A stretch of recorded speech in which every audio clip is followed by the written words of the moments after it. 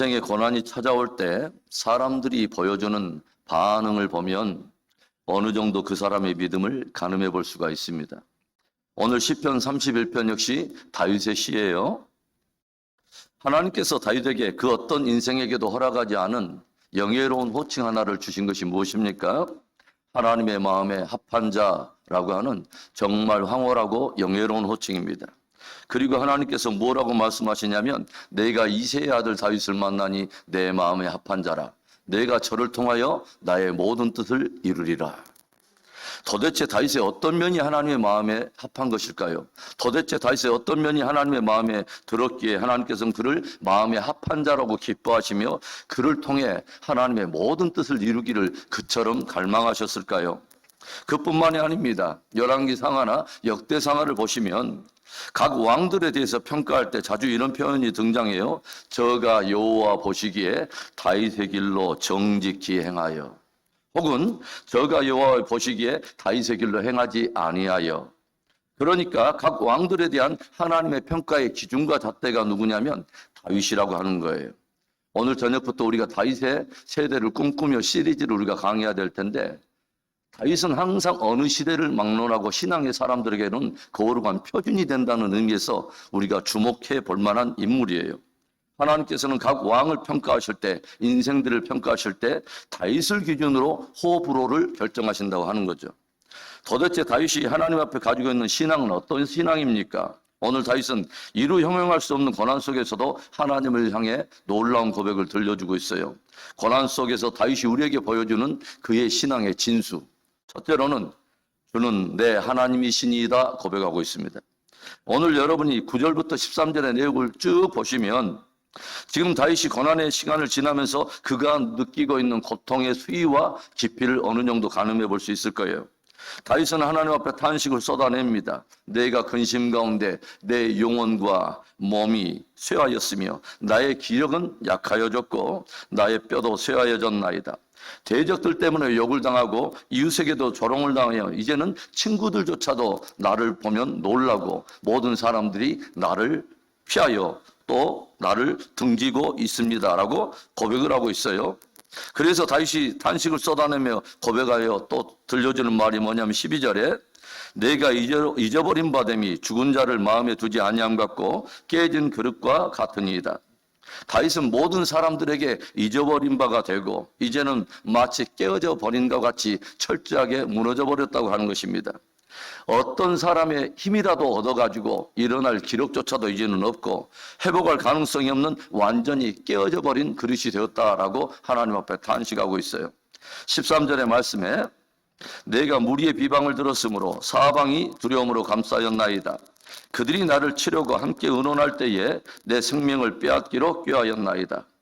영과 흥과 육은 만신창이가 되고 가까운 친구들에게서도 버림받고 공동체적으로도 잊혀진 바 되어서 완전히 깨진 인생이 되었는데 그렇게 지쳐버리고 깨진 인생의 생명조차 취하려고 사람들이 점점 조여오는 그들의 소리로 인해서 두려움이 가득하게 되었다고 하는 것입니다. 여러분, 다윗의 고통이 여러분 느껴지세요?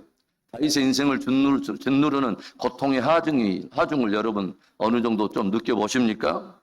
여러분은 이런 정도의 고난이 찾아온다면 그리고 이 엄청난 고통을 느끼게 된다면 여러분 어떻게 반응할 것 같습니까? 그런데 이 엄청난 고난 속에서 또 고통 속에서 하나님의 마음에 합한 자, 모든 왕들의 기준이 되는 자, 다윗이 보여주는 신앙의 진수가 바로 이것입니다. 14절의 말씀에 여호와여 그러하여도 나는 주께 의지하고 말하기를 주는 내 하나님이시라 하였나이다.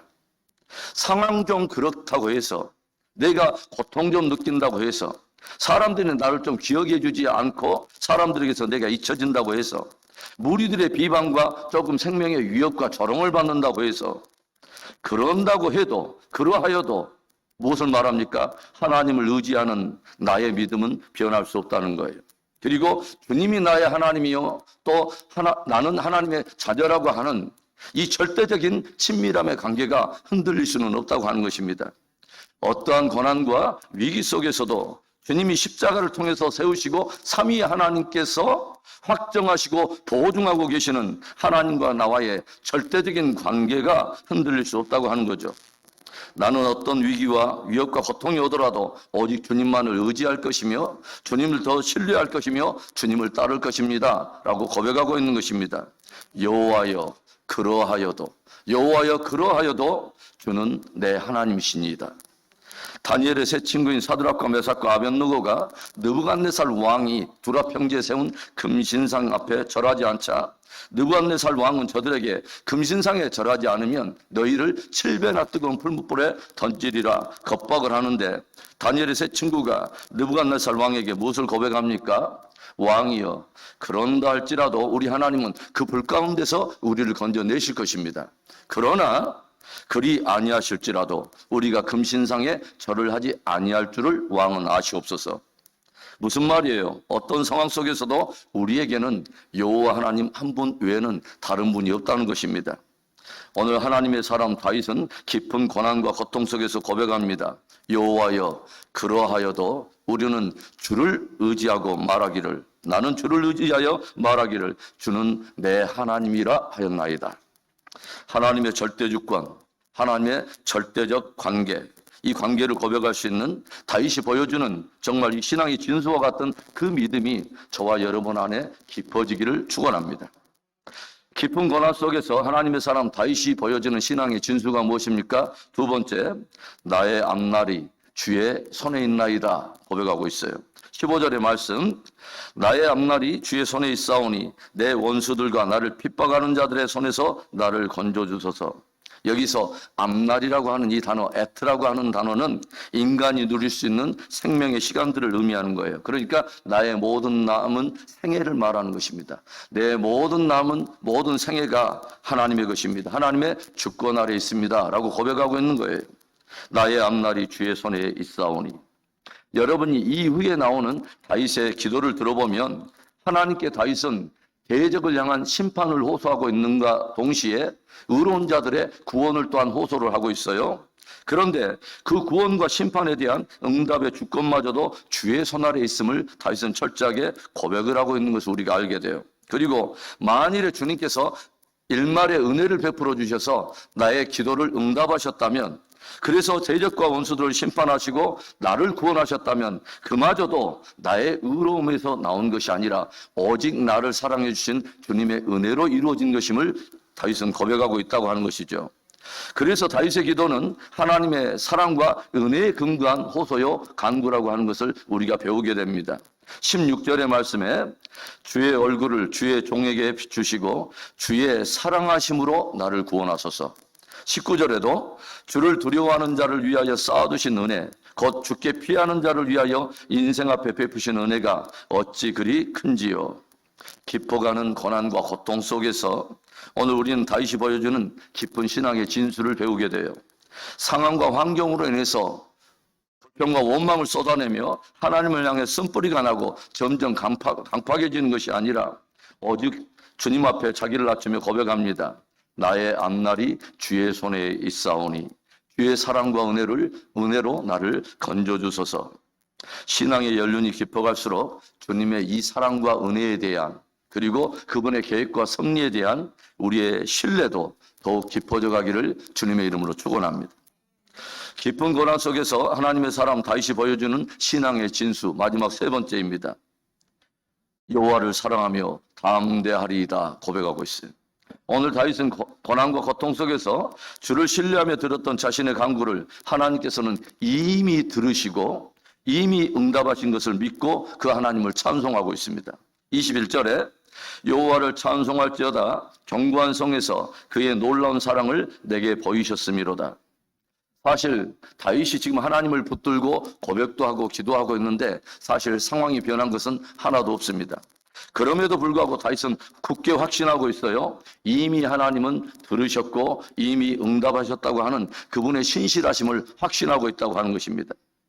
이 위기와 고난 속에서 그분이 어떻게 응답하시고 어떠한 놀라운 사랑을 보이실지는 하나님의 주권에 속한 것이기 때문에 나는 알 수 없지만 다윗은 이 하나님께서 일으키시는 또 성취하시는 그 마지막 선한 결말을 이미 본 사람처럼 놀라운 믿음으로 하나님을 찬송하고 있다고 하는 거예요. 이제 다윗은 한 걸음 더 나아가 하나님을 경외하는 자들을 향해서 믿음의 도전을 던지고 있어요. 23절과 24절 우리 말씀입니다. 너희 모든 성도들아 여호와를 사랑하라. 여호와께서 진실한 자를 보호하시고 교만하게 행하는 자에게 엄중히 갚으시느니라. 여호와를 바라는 너희들아 강하고 담대하라. 사실 다윗의 이 선포는 이중적입니다. 성도들을 향한 선포이면서 동시에 자신 스스로를 향한 선포이기도 한다는 거예요.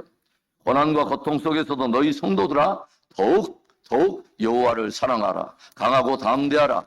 그리고 동시에 스스로를 향해서도 선포하는 거예요. 나는 고난과 고통 속에서도 더욱 여호와 하나님을 사랑하리라. 더욱 강하고 담대하리라. 이것이 고난과 고통 속에서 하나님의 사람이요 또 모든 왕들의 기준이 되었던 다윗이 보여주고 있는 도전하는 신앙의 진수입니다.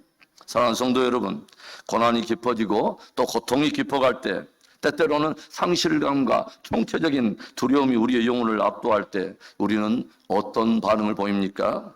오늘 하나님의 마음에 합한 사람 다윗은 그 깊은 고난과 고통 속에서 그의 신앙의 진수가 담겨있는 고백 몇 가지를 우리에게 들려주고 있어요.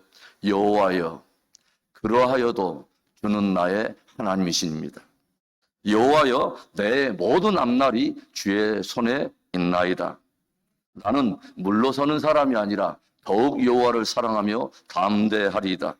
이 복된 믿음이 우리 안에 있기를, 이 복된 믿음으로 성숙해 가기를 주님의 이름으로 축원합니다.